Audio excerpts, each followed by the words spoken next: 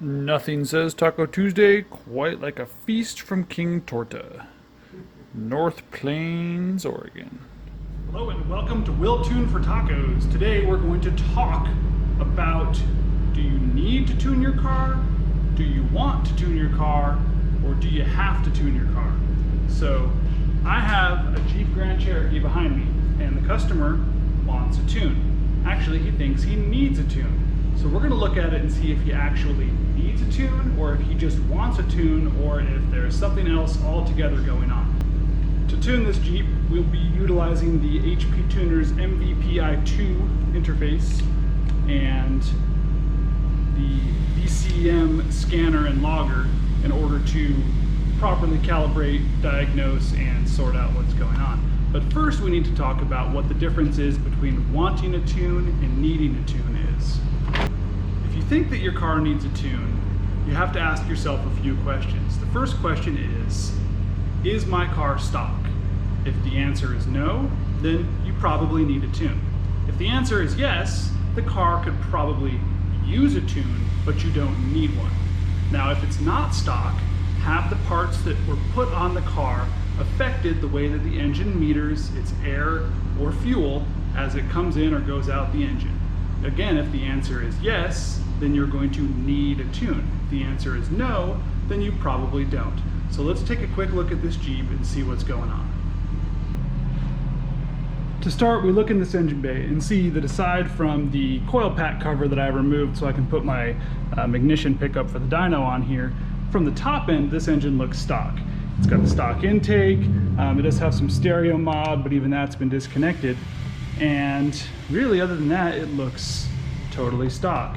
If we come to the back of the truck, I guess as these are called, you will see that there is what appears to be aftermarket exhaust, but maybe not. Actually, no, that's stock.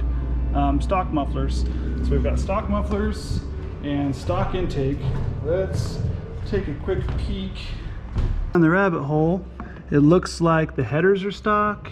It appears to have stock catalytic converters. Let's come underneath here. Yep, these are stock cats. Stock.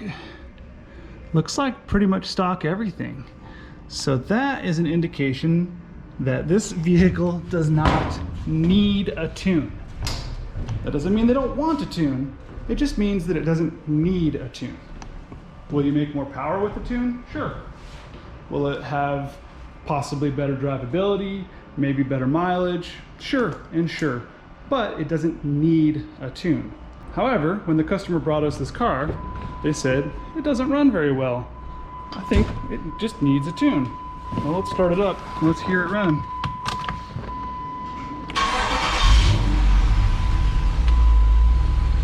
Well, first thing that we notice is that we have a check engine light. The next thing that we notice is that indeed it does not run so well. And I noticed when I was pulling it in that it doesn't idle very well. It just doesn't drive well. In general, it's not a well-running vehicle. So what we're going to do is we're going to set up our scanner and we're going to see what's going on. All right, so using our HP-Tuners VCM scanner, we're going to connect to the computer, and we're actually connecting to the vehicle's computer here. And this just takes a second.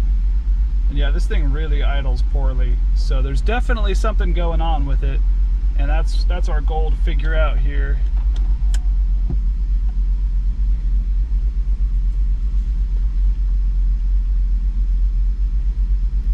Here comes the list of supported monitors. We're just going to open up the default vehicle defaults. Now we're going to come up here and we're going to do diagnostics. And we're going to see what we've got. We're going to read the codes. And it says random misfire and cylinder 1 misfire detected. My guess is this is running on 7 cylinders. So let's take a quick look and let's just diagnose these codes first. I'm going to go ahead and turn this thing off and go take a look at cylinder number 1. Alright, so we come out here to cylinder 1, which should be this guy right here.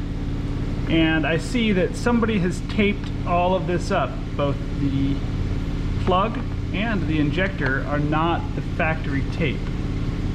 So let's see what happens when we remove this tape from this guy right here.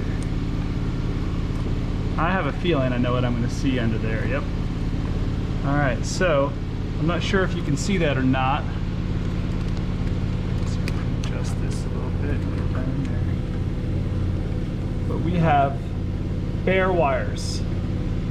So I think the first thing we need to do on this truck is see if we can fix the wiring here at this coil pack. And then we're going to check the plugs on cylinder 1 and see what the plugs look like.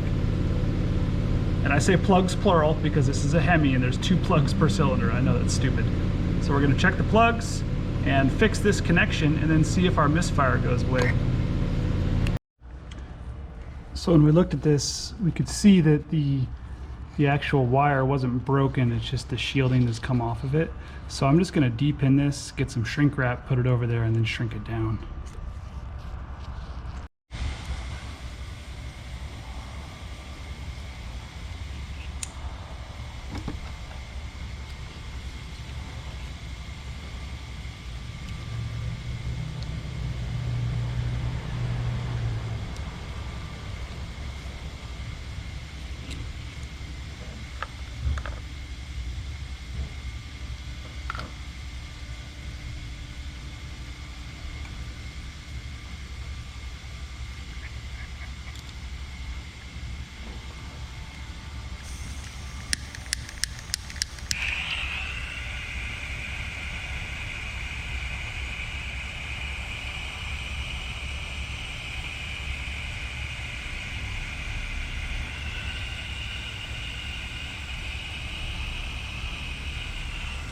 And make sure you shrink all the different sides of the shrink wrap because there's glue in there.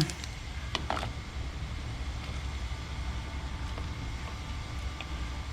that little guy right back in.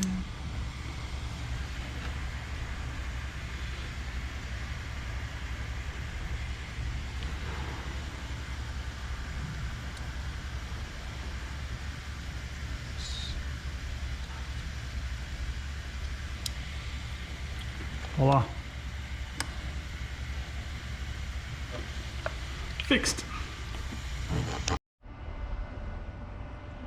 Well, there you have them. Spark plugs from a 6.1 Hemi. Now, when you look at them, they're looking pretty rough. Some of them are a little bit bigger gap than others. Some of them are a little more worn than others. But then we come over here to the end. First off, this is an NGK R, which is a platinum plug.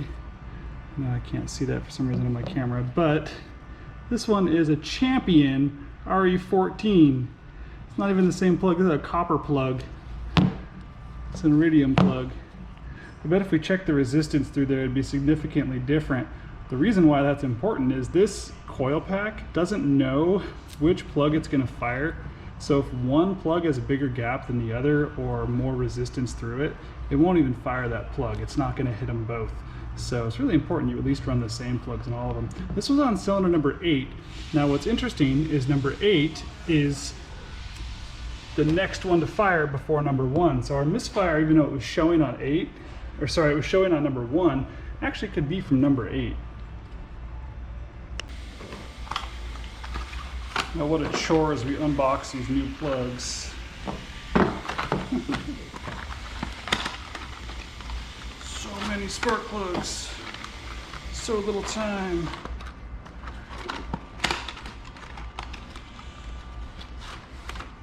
Anyone that complains about spark plug labor in one of these just needs to stop complaining. I'm at 2 stacks. All right. Luckily these NGK plugs are pre-gapped, but we're going to check them anyway. They should be at about 45 thousandths. And just going to go ahead and get them all laid out.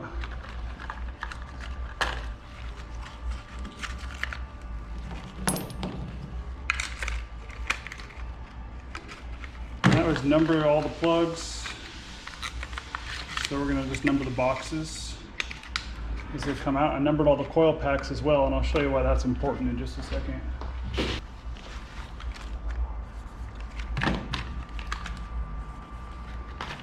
So there's 8.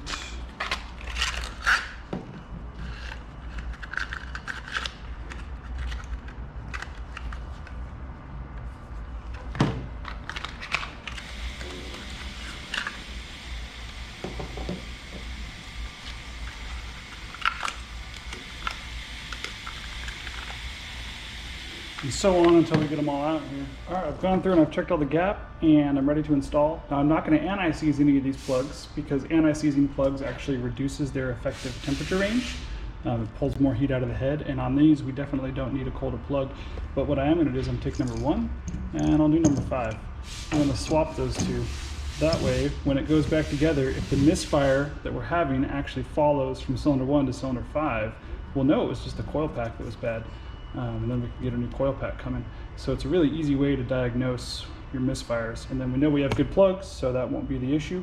If we still have a misfire in cylinder 1, then we'll have to start digging into things like the fuel injectors and or the intake or exhaust valves, push rods, stuff like that. So now we're going to start it up, but before we do, we want to clear the codes that were present before, because we want to see if they come back on a different cylinder. So we'll clear. Another thing to know, all the readiness monitors are complete. You can see there. So we're going to go ahead and clear the codes, exit, cycle the key, and give it a start.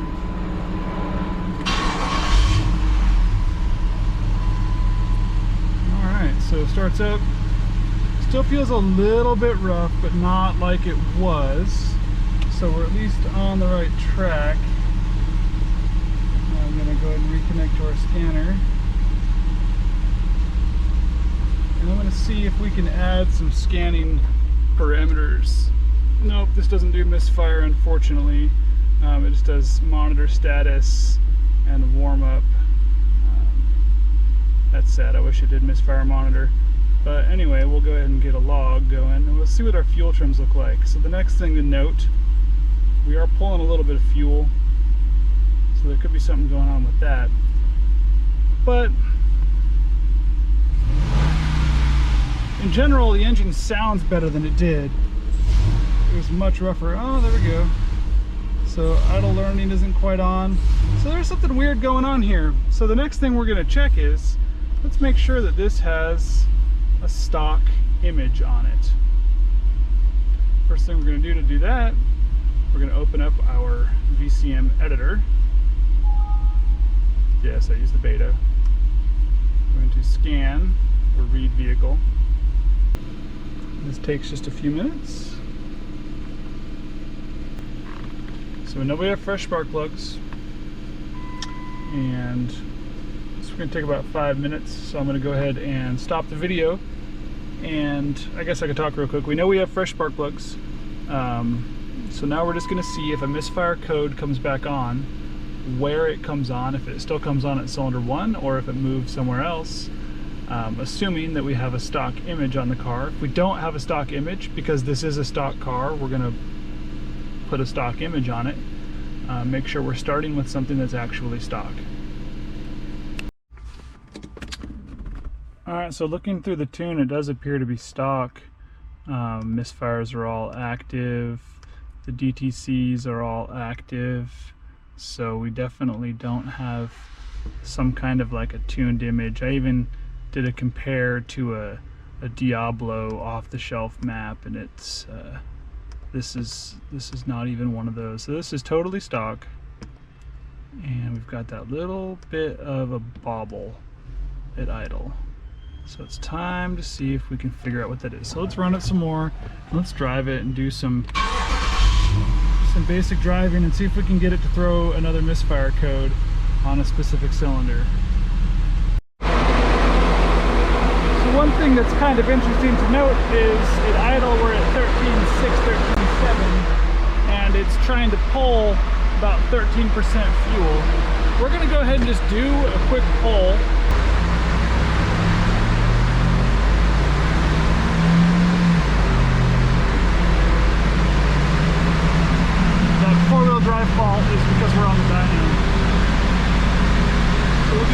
here. Third gear is 63.43 RPMs per mile an hour.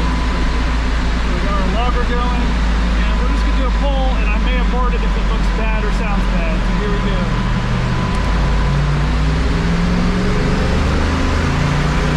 Sounds alright.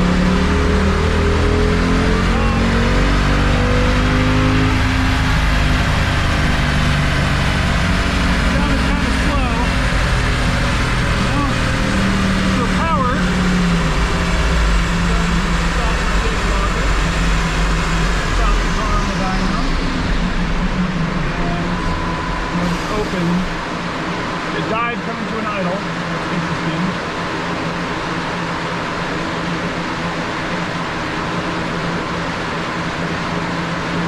Alright, so if we look at our dyno graph here, you can see that we are at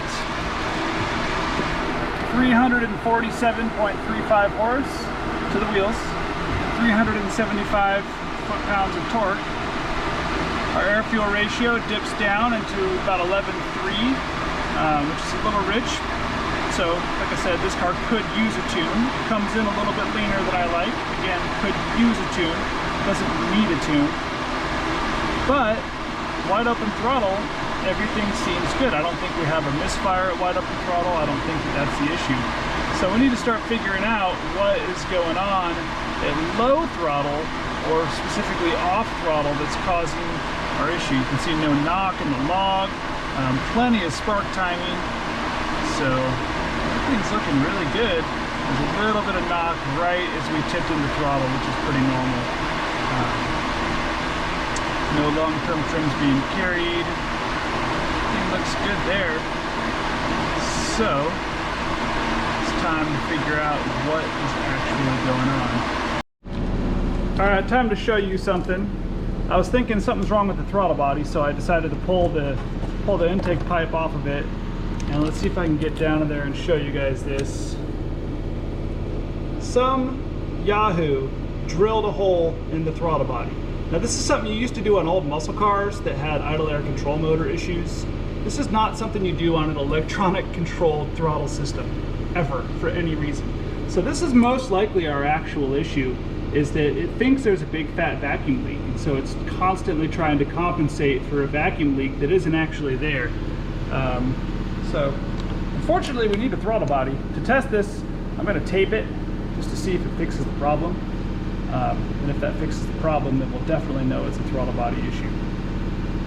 Alright, so we fixed the little hole in the throttle body, and let's see what happens. Oh, look at that, it just comes to an idle. It's a miracle.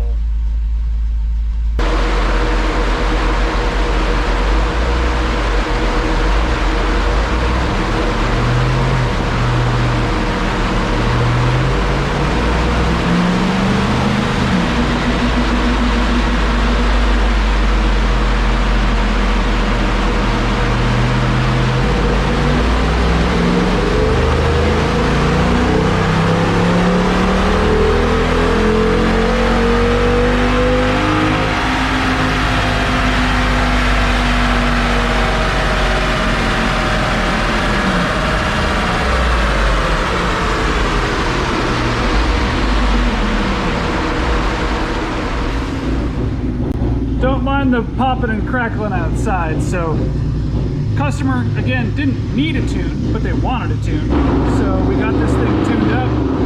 It's at 100% stock, and we picked up quite a bit of peak power. We went from 345 to 368. Torque, we went from 374 to 387 foot-pounds. And you can see here at about 5,400, we picked up, you know, a solid 23 horsepower. So really good top-end gains just from tuning it. Air fuel's not quite as rich as it was. It was super rich at mid-11s, now we're up at mid-12s. And the air fuel is really flat all the way across, whereas before it came in real lean and then went real fat at the top. So now we've just got a good solid mid-12 everywhere so that it can have proper power and proper timing and make power. So So that's the difference between whether you needed a tune or wanted a tune. The customer didn't need a tune, what they needed was mechanical diagnostics. So we gave them some mechanical diagnostics, but since we're already on the dyno, and they say when in Rome, we gave it a tune, picked up some power, and should have a super happy customer. So thanks for watching, everybody. If you enjoyed the video, please like and subscribe, and check out my videos every Tuesday, if not sooner. Thanks for watching. Bye.